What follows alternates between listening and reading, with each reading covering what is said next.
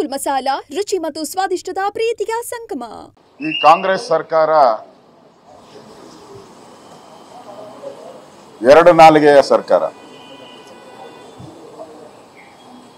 ಭಾಷಣದಲ್ಲಿ ಬಸವಣ್ಣ ಅವರ ವಚನಗಳು, ಕಾರ್ಯರೂಪದಲ್ಲಿ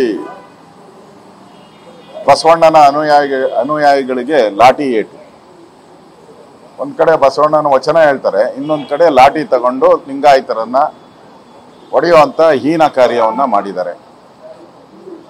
ಇದು ನಾವು ಪ್ರಜಾಪ್ರಭುತ್ವದಲ್ಲಿದ್ದಿರೋ ಈ ರಾಜ್ಯದಲ್ಲಿ ಮತ್ತೊಂದ್ಸರಿ 75ನೇ ಇಸ್ವಿಯಲ್ಲಿ ಏನ್ ತಂದಿದ್ರು ಎಮರ್ಜೆನ್ಸಿ, ಆ ಎಮರ್ಜೆನ್ಸಿಯಲ್ಲಿ ಇದ್ದಿರೋ ಅರ್ಥ ಆಗ್ತಾ ಇಲ್ಲ.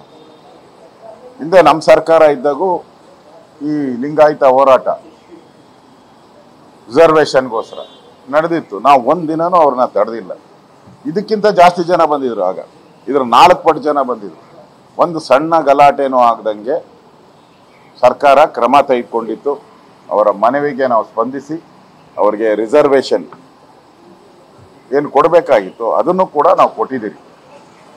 ಆದರೆ ಈ ಸರ್ಕಾರ ಏಕಾಏಕಿ ದಾಂಧಲೆಗಳನ್ನ, ಈ ಸರ್ಕಾರನೇ ದಾಂಧಲೆ ಕ್ರಿಯೇಟ್ ಮಾಡಿರೋದು, ಗಲಾಟೆ ಕ್ಲಿಯರ್ ಮಾಡಿರೋದು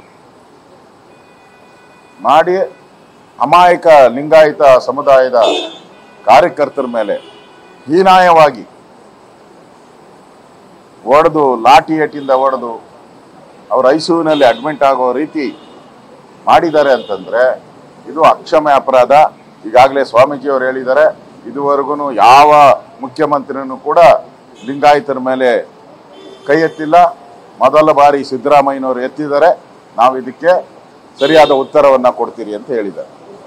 ಆದರೆ ಇವತ್ತು ನಾವೆಲ್ಲರೂ ಕೂಡ, ನಾವು ನಮ್ಮ ರಾಜ್ಯದ ಅಧ್ಯಕ್ಷರಾದಂಥ ವಿಜಯೇಂದ್ರ ಅವರು, ನಮ್ಮ ಪ್ರತಿಪಕ್ಷದ ನಾಯಕರಾದಂಥ ಮೇಲ್ಮನೆಯ ನಾರಾಯಣ ಸ್ವಾಮಿ ಅವರು, ನಮ್ಮ ಬೆಲ್ಲಜ ಸಾಹೇಬರು, ನಮ್ಮ ಚವಾಣ್